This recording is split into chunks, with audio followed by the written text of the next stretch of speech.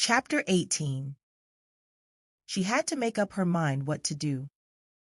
She would leave Venice on the Saturday that he was leaving Rugby, in 6 days' time. This would bring her to London on the Monday following, and she would then see him. She wrote to him to the London address, asking him to send her a letter to Hartland's Hotel and to call for her on the Monday evening at 7. Inside herself, she was curiously and complicatedly angry, and all her responses were numb. She refused to confide even in Hilda, and Hilda, offended by her steady silence, had become rather intimate with a Dutchwoman. Connie hated these rather stifling intimacies between women, intimacy into which Hilda always entered ponderously. Sir Malcolm decided to travel with Connie, and Duncan could come on with Hilda. The old artist always did himself well. He took berths on the Orient Express, in spite of Connie's dislike of trains de luxe, the atmosphere of vulgar depravity there is aboard them nowadays. However, it would make the journey to Paris shorter. Sir Malcolm was always uneasy going back to his wife. It was habit carried over from the first wife. But there would be a house party for the grouse, and he wanted to be well ahead. Connie, sunburnt and handsome, sat in silence, forgetting all about the landscape. "A little dull for you, going back to Rugby," said her father, noticing her glumness. "I'm not sure I shall go back to Rugby," she said, with startling abruptness, looking into his eyes with her big blue eyes. His big blue eyes took on the frightened look of a man whose social conscience is not quite clear. "You mean you'll stay on in Paris a while?" "No, I mean never go back to Rugby." He was bothered by his own little problems, and sincerely hoped he was getting none of hers to shoulder. "How's that all at once?" he asked. "I'm going to have a child." It was the first time she had uttered the words to any living soul, and it seemed to mark a cleavage in her life. "How do you know?" said her father. She smiled. "How should I know? But not Clifford's child, of course." "No, another man's."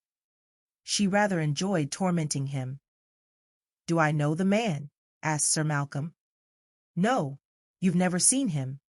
There was a long pause. "And what are your plans?" "I don't know. That's the point." "No patching it up with Clifford?" "I suppose Clifford would take it," said Connie. "He told me, after last time you talked to him, he wouldn't mind if I had a child, so long as I went about it discreetly." "Only sensible thing he could say, under the circumstances. Then I suppose it'll be all right." "In what way?" said Connie, looking into her father's eyes. They were big blue eyes, rather like her own, but with a certain uneasiness in them, a look sometimes of an uneasy little boy, sometimes a look of sullen selfishness, usually good-humored and wary. "You can present Clifford with an heir to all the Chatterleys, and put another baronet in Rugby." Sir Malcolm's face smiled with a half-sensual smile. "But I don't think I want to," she said. "Why not? Feeling entangled with the other man?" "Well, if you want the truth from me, my child, it's this. The world goes on. Rugby stands and will go on standing. The world is more or less a fixed thing, and externally we have to adapt ourselves to it. Privately, in my private opinion, we can please ourselves. Emotions change. You may like one man this year and another next, but Rugby still stands. Stick by Rugby as far as Rugby sticks by you, then please yourself. But you'll get very little out of making a break. You can make a break if you wish. You have an independent income, the only thing that never lets you down. But you won't get much out of it. Put a little baronet in Rugby. It's an amusing thing to do." And Sir Malcolm sat back and smiled again. Connie did not answer. "I hope you had a real man at last," he said to her after a while, sensually alert. "I did. That's the trouble. There aren't many of them about," she said. "No, by God," he mused. "There aren't. Well, my dear, To look at you. He was a lucky man. Surely he wouldn't make trouble for you. Oh no, he leaves me my own mistress entirely. Quite, quite. A genuine man would. Sir Malcolm was pleased. Connie was his favorite daughter. He had always liked the female in her. Not so much of her mother in her as in Hilda. And he had always disliked Clifford. So he was pleased, and very tender with his daughter, as if the unborn child were his child. He drove with her to Hartland's Hotel, and saw her installed, then went round to his club. She had refused his company for the evening. She found a letter from Milors. I won't come round to your hotel, but I'll wait for you outside the Golden Cock in Adams Street at 7. There he stood, tall and slender, and so different, in a formal suit of thin dark cloth. He had a natural distinction, but he had not the cut-to-pattern look of her class. Yet she saw at once he could go anywhere. He had a native breeding which was really much nicer than the cut-to-pattern class thing. Ah, there you are. How well you look. Yes, but not you. She looked in his face anxiously. It was thin, and the cheekbones showed. But his eyes smiled at her, and she felt at home with him. There it was. Suddenly the tension of keeping up her appearances fell from her. Something flowed out of him physically that made her feel inwardly at ease and happy at home. With a woman's now alert instinct for happiness, she registered it at once. I'm happy when he's there. Not all the sunshine of Venice had given her this inward expansion and warmth. Was it horrid for you? She asked as she sat opposite him at table. He was too thin, she saw it now. His hand lay as she knew it, with that curious loose forgottenness of a sleeping animal. She wanted so much to take it and kiss it, but she did not quite dare. People are always horrid, he said. And did you mind very much? I minded, as I always shall mind, and I knew I was a fool to mind. Did you feel like a dog with a tin can tied to its tail? Clifford said you felt like that. He looked at her. It was cruel of her at that moment, for his pride had suffered bitterly. I suppose I did, he said. She never knew the fierce bitterness with which he resented insult. There was a long pause. And did you miss me? She asked. I was glad you were out of it. Again there was a pause. But did people believe about you and me? She asked. No. I don't think so for a moment. Did Clifford? I should say not. He put it off without thinking about it. But naturally it made him want to see the last of me. I'm going to have a child. The expression died utterly out of his face, out of his whole body. He looked at her with darkened eyes, whose look she could not understand at all, like some dark-flamed spirit looking at her. Say you're glad, she pleaded, groping for his hand, and she saw a certain exultance spring up in him. But it was netted down by things she could not understand. It's the future, he said. But aren't you glad? She persisted. I have such a terrible mistrust of the future. But you needn't be troubled by any responsibility. Clifford would have it as his own. He'd be glad. She saw him go pale and recoil under this. He did not answer. Shall I go back to Clifford and put a little baronet into Ragby? She asked. He looked at her, pale and very remote. The ugly little grin flickered on his face. You wouldn't have to tell him who the father was. Oh, she said. He'd take it even then, if I wanted him to. He thought for a time. He said at last to himself. I suppose he would. There was silence. A big gulf was between them. But you don't want me to go back to Clifford, do you? She asked him. What do you want yourself? He replied. I want to live with you, she said simply. In spite of himself, little flames ran over his belly as he heard her say it, and he dropped his head. Then he looked up at her again, with those haunted eyes. "If it's worth it to you," he said, "I've got nothing." "You've got more than most men." "Come, you know it," she said. "In one way, I know it." He was silent for a time, thinking. Then he resumed. "They used to say I had too much of the woman in me, but it's not that. I'm not a woman because I don't want to shoot birds, neither because I don't want to make money or get on. I could have got on in the army, easily, but I didn't like the army. Though I could manage the men all right, they liked me, and they had a bit of a holy fear of me when I got mad. No, it was stupid, dead-handed higher authority that made the army dead. Absolutely fool dead. I like men, and men like me. But I can't stand the twaddling, bossy impudence of the people who run this world. That's why I can't get on. I hate the impudence of money, and I hate the impudence of class. So in the world as it is, what have I to offer a woman? But why offer anything? It's not a bargain. It's just that we love one another," she said. "Nay, nay, it's more than that.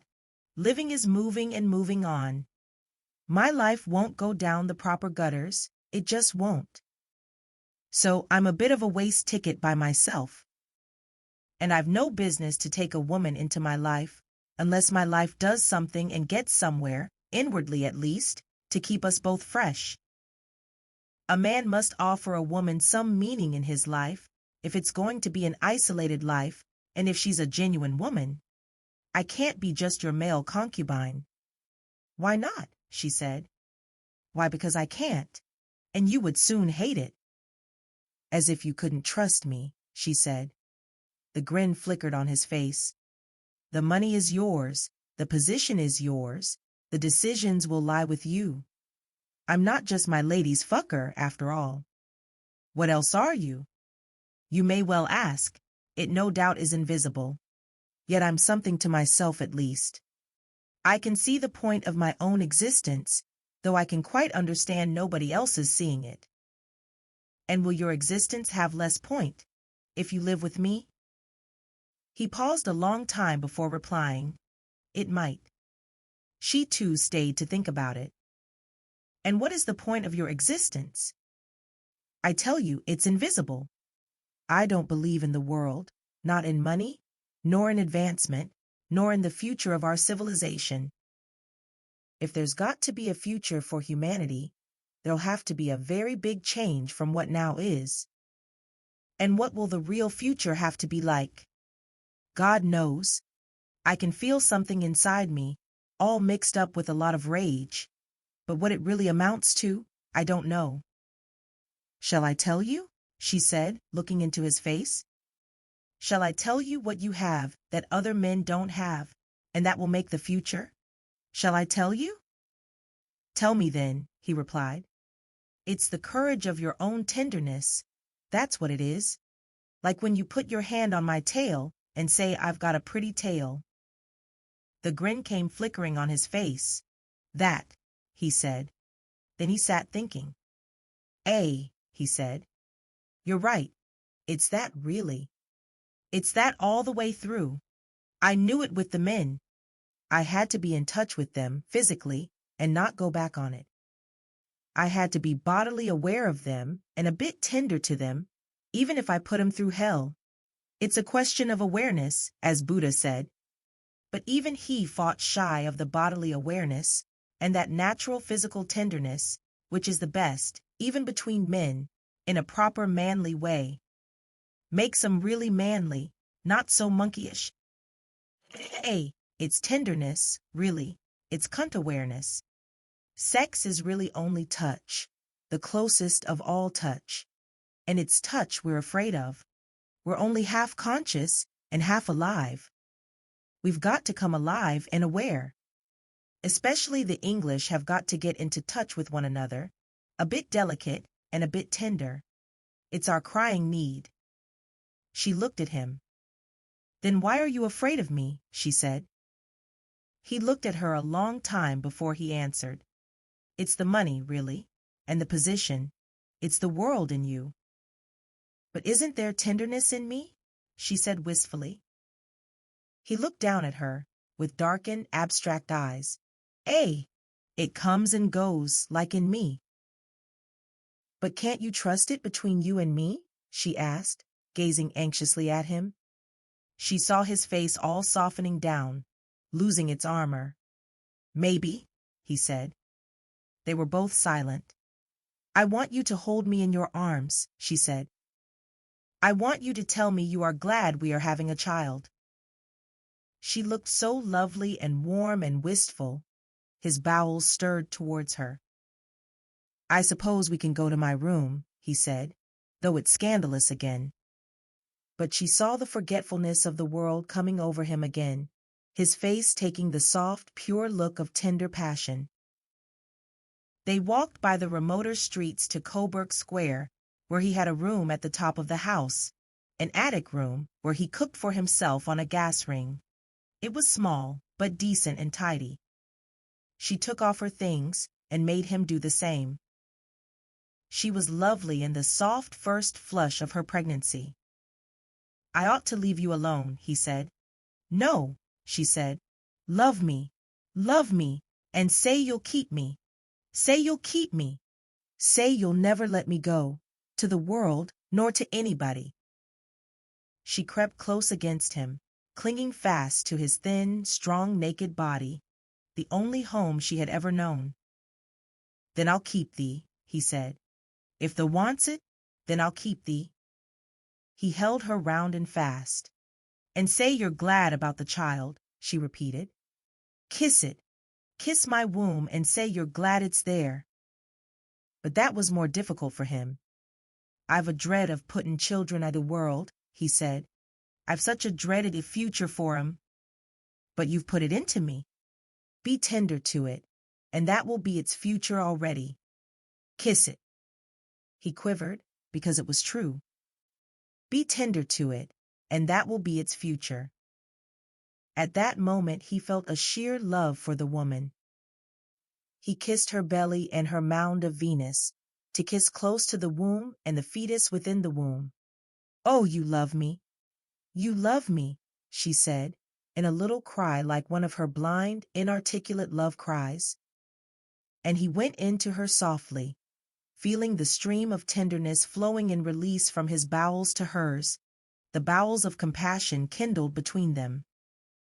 And he realized as he went into her that this was the thing he had to do, to come into tender touch, without losing his pride or his dignity or his integrity as a man. After all, if she had money and means, and he had none, he should be too proud and honorable to hold back his tenderness from her on that account. I stand for the touch of bodily awareness between human beings, he said to himself, and the touch of tenderness. And she is my mate. And it is a battle against the money and the machine and the insentient ideal monkeyishness of the world. And she will stand behind me there. Thank God I've got a woman. Thank God I've got a woman who is with me, and tender and aware of me. Thank God she's not a bully, nor a fool. Thank God she's a tender, aware woman. And as his seed sprang in her, his soul sprang towards her too, in the creative act that is far more than procreative. She was quite determined now that there should be no parting between him and her. But the ways and means were still to settle. Did you hate Bertha Coots? She asked him. Don't talk to me about her. Yes, you must let me, because once you liked her. And once you were as intimate with her as you are with me, so you have to tell me. Isn't it rather terrible, when you've been intimate with her, to hate her so? Why is it? I don't know. She sort of kept her will ready against me, always, her ghastly female will, her freedom. A woman's ghastly freedom that ends in the most beastly bullying. Oh, she always kept her freedom against me, like vitriol in my face. But she's not free of you even now. Does she still love you? No, no. If she's not free of me, it's because she's got that mad rage. She must try to bully me. But she must have loved you. No. Well, in specs she did. She was drawn to me. And I think even that she hated. She loved me in moments. But she always took it back and started bullying. Her deepest desire was to bully me, and there was no altering her. Her will was wrong from the first. But perhaps she felt you didn't really love her, and she wanted to make you. My God, it was bloody making. But you didn't really love her, did you? You did her that wrong. How could I? I began to. I began to love her. But somehow she always ripped me up. No, don't let's talk of it. It was a doom, that was. And she was a doomed woman. This last time, I'd have shot her like I shoot a stoat, if I'd but been allowed. A raving, doomed thing in the shape of a woman. If only I could have shot her, and ended the whole misery. It ought to be allowed. When a woman gets absolutely possessed by her own will set against everything, then it's fearful, and she should be shot at last. And shouldn't men be shot at last, if they get possessed by their own will? The same. But I must get free of her, or she'll be at me again.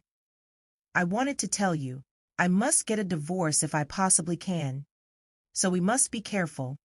We mustn't really be seen together, you and I.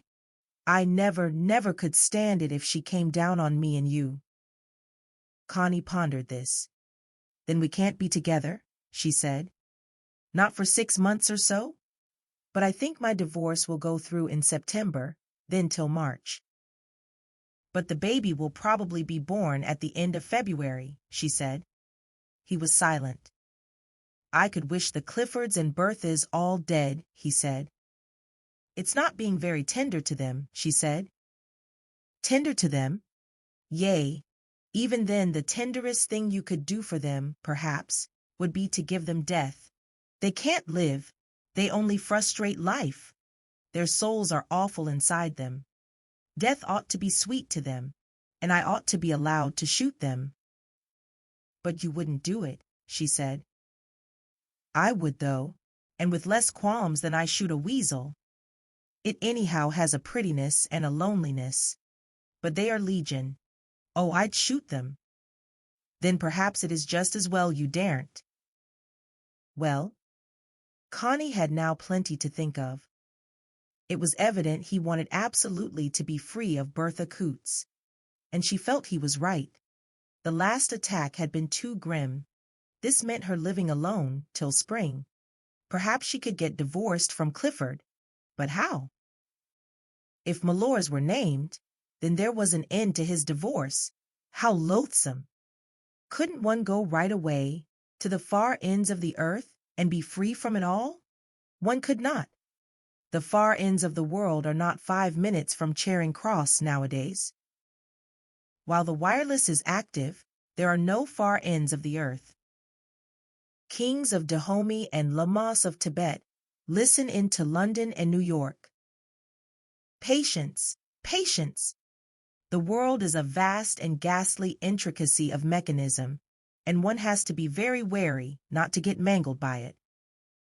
Connie confided in her father. You see, father, he was Clifford's gamekeeper. But he was an officer in the army in India. Only he is like Colonel C.E. Florence, who preferred to become a private soldier again.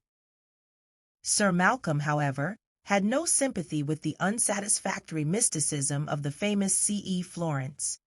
He saw too much advertisement behind all the humility. It looked just like the sort of conceit the knight most loathed, the conceit of self-abasement. Where did your gamekeeper spring from? Asked Sir Malcolm irritably.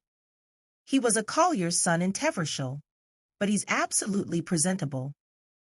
The knighted artist became more angry. Looks to me like a gold digger, he said. And you're a pretty easy gold mine, apparently. No, father, it's not like that. You'd know if you saw him. He's a man. Clifford always detested him for not being humble. Apparently he had a good instinct for once. What Sir Malcolm could not bear was the scandal of his daughter's having an intrigue with a gamekeeper. He did not mind the intrigue. He minded the scandal. I care nothing about the fellow. He's evidently been able to get round you all right. But by God, think of all the talk. Think of your stepmother, how she'll take it. I know, said Connie. Talk is beastly, especially if you live in society.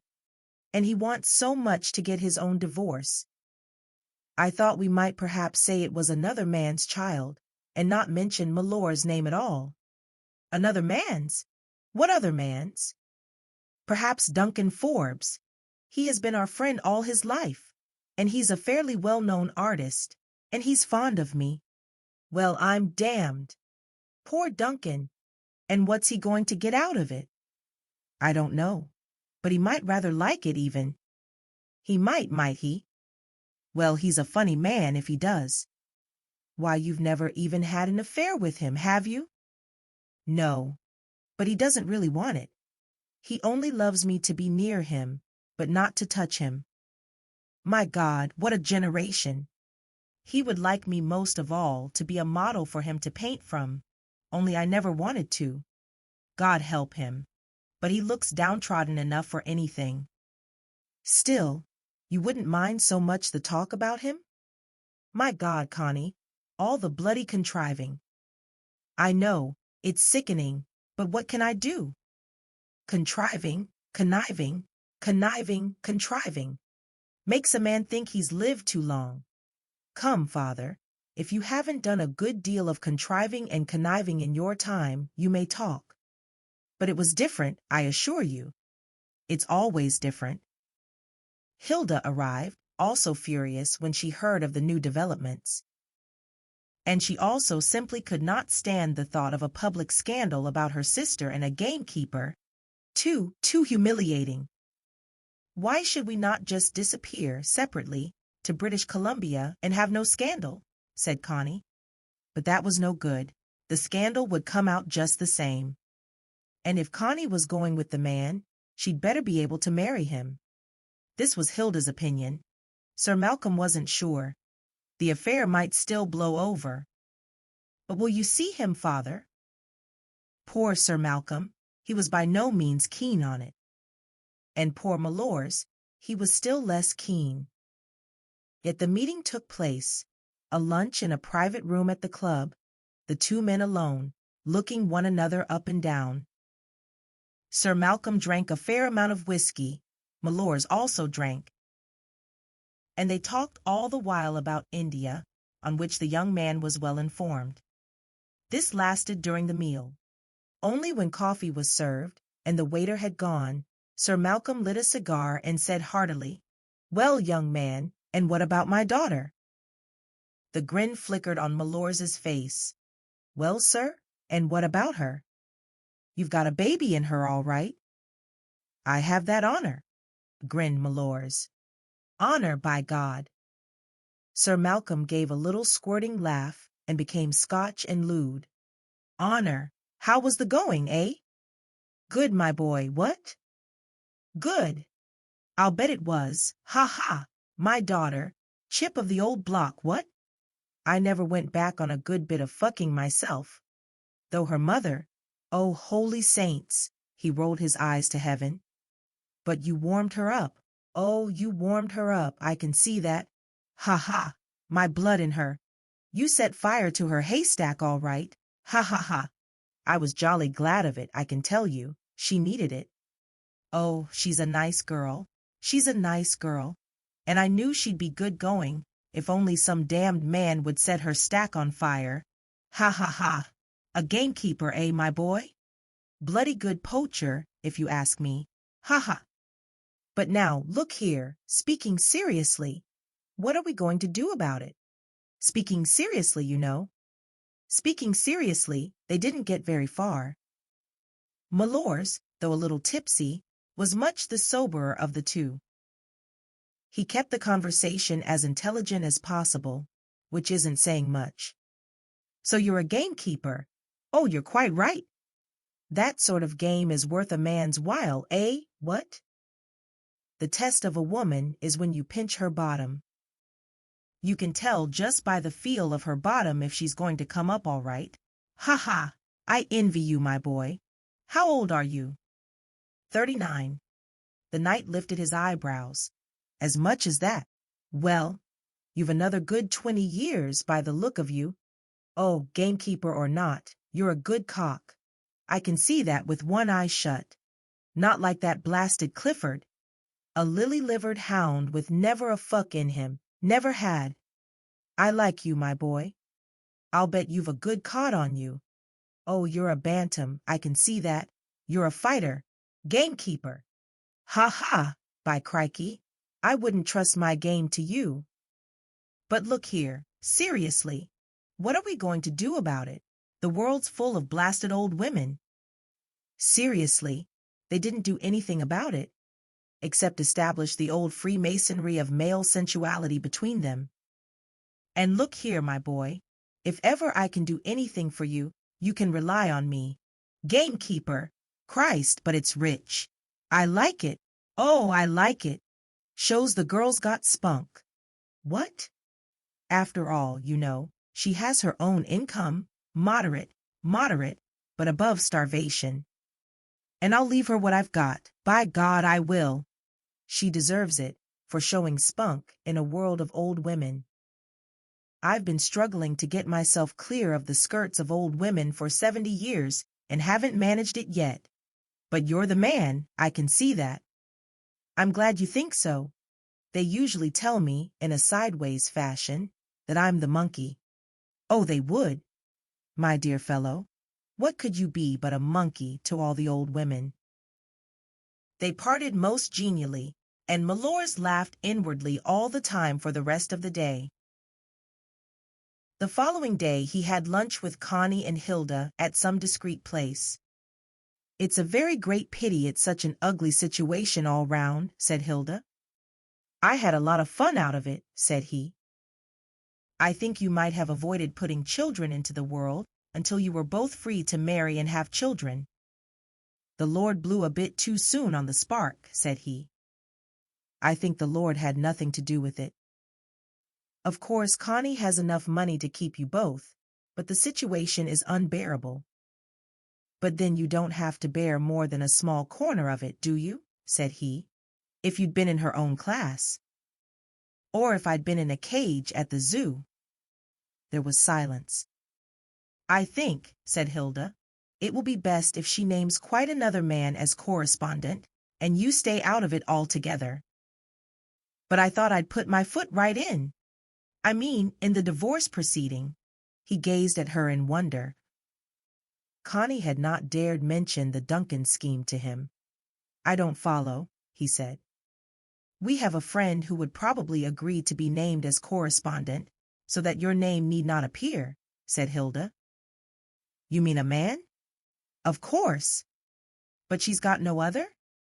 He looked in wonder at Connie. No, she said hastily. Only that old friendship, quite simple, no love. Then why should the fellow take the blame, if he's had nothing out of you? Some men are chivalrous and don't only count what they get out of a woman, said Hilda. One for me, eh? But who's the Johnny? A friend whom we've known since we were children in Scotland, an artist. Duncan Forbes, he said at once, for Connie had talked of him. And how would you shift the blame onto him? They could stay together in some hotel, or she could even stay in his apartment. Seems to me a lot of fuss for nothing, he said. What else do you suggest? Said Hilda. If your name appears, you will get no divorce from your wife, who is apparently quite an impossible person to be mixed up with. All that, he said grimly. There was a long silence. We could go right away, he said. There is no right away for Connie, said Hilda. Clifford is too well known. Again the silence of pure frustration. The world is what it is. If you want to live together without being persecuted, you will have to marry. To marry, you both have to be divorced. So how are you both going about it? He was silent for a long time. How are you going about it for us? He said. We will see if Duncan will consent to figure as correspondent. Then we must get Clifford to divorce Connie, and you must go on with your divorce, and you must both keep apart till you are free. Sounds like a lunatic asylum. Possibly. And the world would look on you as lunatics, or worse. What is worse? Criminals, I suppose. Hope I can plunge in the dagger a few more times yet, he said, grinning. Then he was silent and angry. Well, he said at last, I agree to anything. The world is a raving idiot, and no man can kill it, though I'll do my best. But you're right. We must rescue ourselves as best we can. He looked in humiliation, anger, weariness, and misery at Connie. My lass, he said, the world's going to put salt on thy tail. Not if we don't let it, she said. She minded this conniving against the world less than he did. Duncan, when approached, also insisted on seeing the delinquent gamekeeper, so there was a dinner, this time in his flat, the four of them. Duncan was a rather short, broad, dark-skinned, taciturn hamlet of a fellow, with straight black hair and a weird Celtic conceit of himself. His art was all tubes and valves and spirals and strange colors, ultra-modern, yet with a certain power, even a certain purity of form and tone. Only Malors thought it cruel and repellent. He did not venture to say so, for Duncan was almost insane on the point of his art. It was a personal cult, a personal religion with him. They were looking at the pictures in the studio, and Duncan kept his smallish brown eyes on the other man.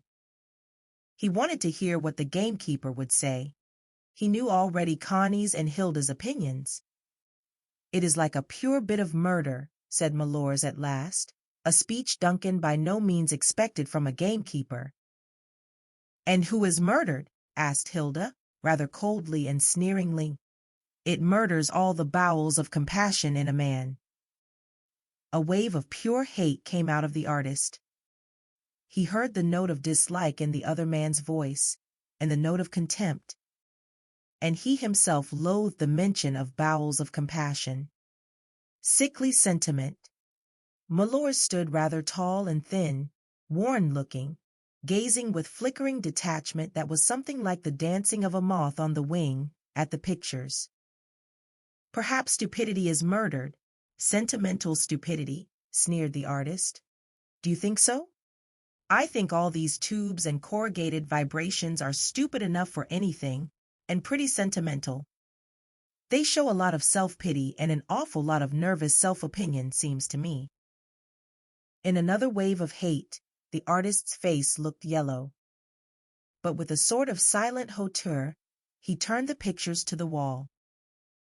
I think we may go to the dining room, he said, and they trailed off, dismally. After coffee, Duncan said, I don't at all mind posing as the father of Connie's child, but only on the condition that she'll come and pose as a model for me. I've wanted her for years, and she's always refused. He uttered it with the dark finality of an inquisitor announcing an auto-da-fe. Ah, said Malors, you only do it on condition, then? Quite. I only do it on that condition. The artist tried to put the utmost contempt of the other person into his speech. He put a little too much. Better have me as a model at the same time, said Malors. Better do us in a group, Vulcan and Venus under the net of art. I used to be a blacksmith before I was a gamekeeper. Thank you, said the artist. I don't think Vulcan has a figure that interests me.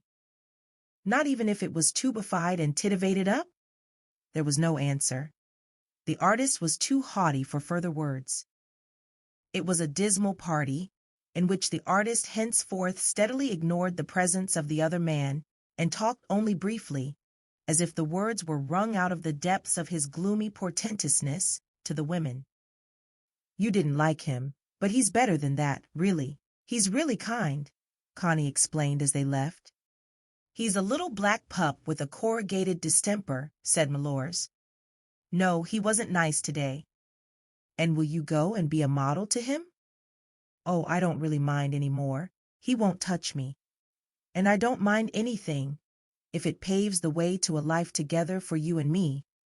But he'll only shit on you on canvas. I don't care. He'll only be painting his own feelings for me, and I don't mind if he does that. I wouldn't have him touch me, not for anything. But if he thinks he can do anything with his owlish, arty staring, let him stare. He can make as many empty tubes and corrugations out of me as he likes. It's his funeral. He hated you for what you said, that his tubified art is sentimental and self-important. But of course it's true.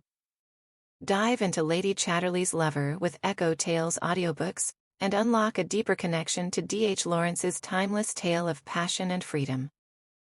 Enhance your experience and retention by pairing our narration with your choice of a physical or Kindle book. Ready for a transformative literary journey? Find your perfect format via the link in the description. Join us in rediscovering this classic. Read smarter, remember more. Get your copy now.